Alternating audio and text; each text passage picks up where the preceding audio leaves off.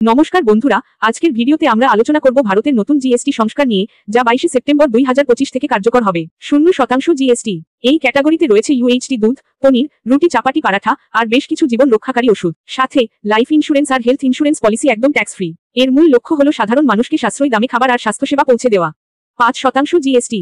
এই স্ল্যাবে পড়ছে মাখন, ঘি, চিজ, শুকনো ফল, খেজুর, condensed milk, sauce, pasta, instant noodles, chocolate, coffee আর প্যাকেট নারকেলের পানি।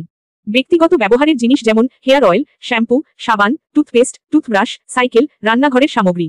স্বাস্থ্য খাতে অনেক ওষুধ, মেডিকেল ডিভাইস, চশমা, কৃষি যন্ত্রপাতি যেমন ট্রাক্টর, হারভেস্টার, ড্রিপ ইরিগেশন সিস্টেমও পড়ছে 5% স্ল্যাবে। অন্যদিকে নবায়নযোগ্য শক্তি যন্ত্র, টেক্সটাইল আর ফুটওয়্যারও এই ক্যাটাগরিতে। এটার উদ্দেশ্য হলো সাধারণ মানুষ আর কৃষকদের ট্যাক্সের চাপ কমানো। এবার আসি 18% স্ল্যাবে, যেটা এখন থেকে প্রধান রেট হবে। এখানে পড়ছে air conditioner, TV, fridge, dishwasher ইত্যাদি ইলেকট্রনিক পণ্য। অটোমোবাইল সেক্টরে ছোট গাড়ি আর 350 সিসি পর্যন্ত বাইক, সাথে সব অটো পার্টস। সার্ভিসের মধ্যে আছে প্রতিদিন 7,500 টাকার উপরের হোটেল রুম আর ইকোনমি ক্লাস এয়ার টিকেট। এর লক্ষ্য হলো সিস্টেমকে সহজ রাখা আর ভোক্তাদের জন্য একটাই স্ট্যান্ডার্ড ট্যাক্স রেট। 40%। এই স্ল্যাব রাখা হয়েছে তামাকজাত দ্রব্য, সিগারেট, পান মশলা, গুটখা আর মিষ্টি করা সফট ড্রিঙ্কসের জন্য। সাথে বড় ইঞ্জিনওয়ালা লাক্সারি গাড়ি আর এসইউভি গুলোতেও 40% ট্যাক্স। এটার উদ্দেশ্য হলো ক্ষতিকর জিনিসের ব্যবহার নিরুৎসাহিত করা এবং সরকারি রাজস্ব বাড়ানো। সুতরাং নতুন জিএসটি 2.0 সহজ ট্যাক্স সিস্টেম, মধ্যবিত্তের জন্য স্বস্তি, ভোক্তাদের জন্য উৎসাহ আর লাক্সারি পণ্যের ওপর বাড়তি চাপ।